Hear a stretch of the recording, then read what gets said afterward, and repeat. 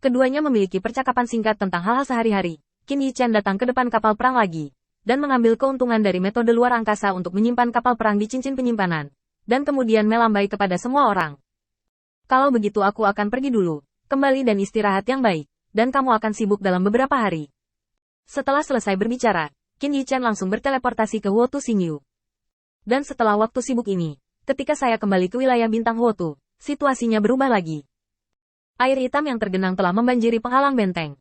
Tetapi untungnya, di bawah pengaturan Matt yang tepat waktu, sebuah lingkaran sihir didirikan untuk melawan sementara. Matt akhirnya menunggu Qin Yichen kembali dan bergegas untuk melapor. Tuan Cahaya, ada binatang buas di luar, dan airnya sekarang penuh dengan racun. Jika ini terus berlanjut, dalam 3 hari, lingkaran sihir pasti akan rusak. Dan sekarang kita telah memutuskan hubungan dengan Mahkamah Agung. Jangan pergi, dan tidak ada yang bisa masuk. Wajah Qin Yichen sedikit serius ketika informasi mendesak seperti itu muncul.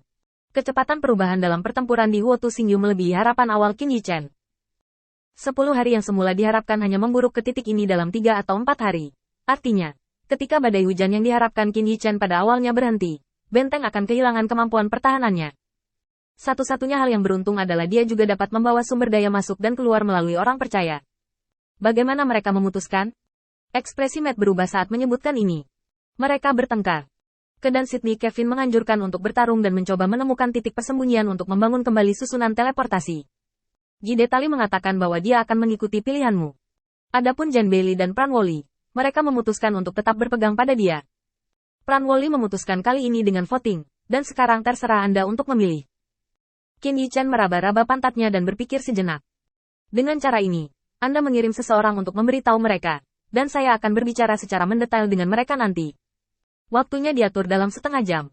Setelah berbicara, Qin Yichen tidak lagi ragu-ragu lagi, dan langsung berteleportasi kembali ke negeri Dongeng, tepat di depan Sun Jiufeng. Sekarang alam abadi dalam bahaya. Saya membutuhkan bahan baku Tao ini. Saya tidak peduli alasan apa yang Anda gunakan. Hari ini, sekarang, berikan saya barang-barangnya. Pikiran Sun Jiufeng sekarang berantakan. Dari kengerian bahwa Sun Ning mengirim seseorang untuk membunuhnya, hingga kemunculan tiba-tiba orang-orang percaya di kuil penguasa cahaya, hingga fakta bahwa dia sekarang telah menjadi penguasa kota 9 meter floating void, semua ini terjadi begitu cepat. Bahwa dia tidak siap. Melihat Qin Yichen sekarang, bagaimana mungkin Sun Jiufeng berani membangkang sama sekali? Dalam pandangan Sun Jiufeng, semua barangnya hanya diperoleh dengan bantuan Qin Yichen. Tidak kurang dari setengah bulan pertempuran, tetapi sekarang tiba-tiba membaik, dan bahkan melebihi harapan awalnya. Dan semua ini terjadi di bawah hidungnya, tapi dia tidak bisa melihatnya. Bayangkan saja, jika Anda melawan niat Qin Yichen, apa yang akan terjadi? Sun Jiufeng bangkit dengan cepat dan berkata, "Aku akan memimpin jalan, Tuan Cahaya, ikutlah denganku." Hanya setelah Sun Jiufeng bangun, dia ingat bahwa sebelumnya, banyak keluarga telah mengirim orang untuk merayakannya, dan tindakannya telah jatuh ke mata orang-orang ini. Keraguan-raguan hanya berlangsung sesaat di hati Sun Jiufeng. Jangan katakan itu memalukan sekarang. Bahkan jika kamu menyerahkan posisi Jiuyu Floating Void City, itu tidak masalah. Pada awalnya, persepsi Sun Jiufeng tentang kuil penguasa cahaya adalah salah. Dia tidak pernah berpikir bahwa kuil penguasa cahaya akan terlibat, dan segalanya akan menjadi sangat sederhana dan efisien. Qin Yichen memandang orang-orang yang ketakutan di depannya, dan ada sentuhan kekejaman di wajahnya. Siapapun yang berani berbicara tentang urusan hari ini adalah musuh bebuyutan dari kuil cahaya Tuhan. Aku bisa datang dengan mudah dan menanggung konsekuensinya dengan risikoku sendiri. Setelah berbicara, Qin Yichen membawa Sun Jiufeng ke perbendaharaan hampir dengan cara pengawalan, dan merampok semua bahan mentah tentara Tao. Setelah melakukan semua ini, Qin Yichen pergi dengan tergesa-gesa, tetapi Sun Jiufeng, komandan telanjang, masih harus membantu sedikit. Jika tidak, statusnya akan diturunkan di masa depan, dan dia harus menyelesaikan masalah ini dari awal. Setelah meninggalkan perbendaharaan, di depan semua orang, untuk memastikan bahwa cukup banyak orang yang melihat bahwa dia telah mengambil bahan mentah tentara Tao, Qin Yichen kemudian berteleportasi. Dengan cara ini, Sun Jiufeng memiliki alasan untuk menjelaskan kepada orang-orang ini, dan tidak akan dimakzulkan dan ditekan oleh orang-orang yang menemukan alasan. Kembali ke kuil penguasa cahaya, Qin Yichen menyerahkan tentara Tao, dan kemudian memberi perintah. Zhao Wuling, secepat mungkin, dalam 2 jam. Sekelompok orang percaya yang baru saja akan beristirahat tiba-tiba menjadi sibuk kembali. Mereka belum tahu apa yang terjadi. Tetapi dari keadaan cemas Qin Yichen, mereka tahu bahwa masalah ini mungkin masalah hidup dan mati. Seolah-olah semut yang tak terhitung jumlahnya naik ke bahan mentah tentara Tao. Semua jenis metode produksi dikeluarkan. Setelah melakukan hal terakhir ini, Qin Yichen kembali ke Huo Xingyu, dan seluruh proses tidak memakan waktu lebih dari setengah jam. Untuk sisa waktu, Qin Yichen tidak bisa diam sejenak.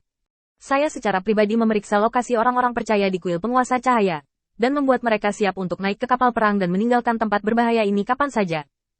Selain itu, Qin Yichen juga dengan hati-hati memeriksa genangan air di dekatnya, menentukan situasi di luar, dan memeriksa berbagai benteng. Ketika dia kembali ke pavilion tempat 5 orang berkumpul, setengah jam, tidak lebih atau kurang. Saat Qin Yichen jatuh ke pavilion seperti embusan angin, seluruh pavilion tampak hidup. Pran Woli memandang Qin Yichen dengan senyum lega di sudut mulutnya. Kamu di sini, bisakah tenagamu mundur? Bagaimanapun, ini adalah pertempuran kita, dan itu tidak ada hubungannya dengan kuil Dewa Cahayamu. Qin Yichen melemparkan pandangan kosong padanya dan melemparkan bola air hitam pekat ke atas meja. Kapan kamu menemukan benda ini? Mengapa kamu tidak mengirim seseorang untuk memberitahuku? Di air hitam, ada makhluk kecil dan aneh yang tak terhitung jumlahnya, mengguncang tubuh mereka dan berenang bebas di dalamnya. Dilihat dari dampak energi spiritual, dampak dari benda ini tidak kecil sama sekali. Jika penghalang benteng tidak dipertahankan, itu tidak akan dapat mendukungnya selama 1 jam. Cacat di penghalang tidak terlihat di depan bak kecil ini. Pran Woli menggelengkan kepalanya tanpa daya. Tadi malam, setelah kamu kembali, kurasa tidak perlu memberitahumu tentang ini. Kamu seharusnya menemukan sesuatu. Ledakan. Qin Yichen menamparkan meja dengan tamparan, mengulurkan tangannya dan meraih kerap Pran Woli. Sebaiknya Anda memberitahu saya dengan jelas apa yang Anda pikirkan dan apa yang Anda coba lakukan. Begitu hal semacam ini muncul, kamu harus meninggalkan benteng dan pergi dari sini untuk mencari jalan keluar. Menghadapi omelan Qin Yichen, Pran Woli tidak melawan. Dia bersandar pada pilar dan menggelengkan kepalanya tanpa daya.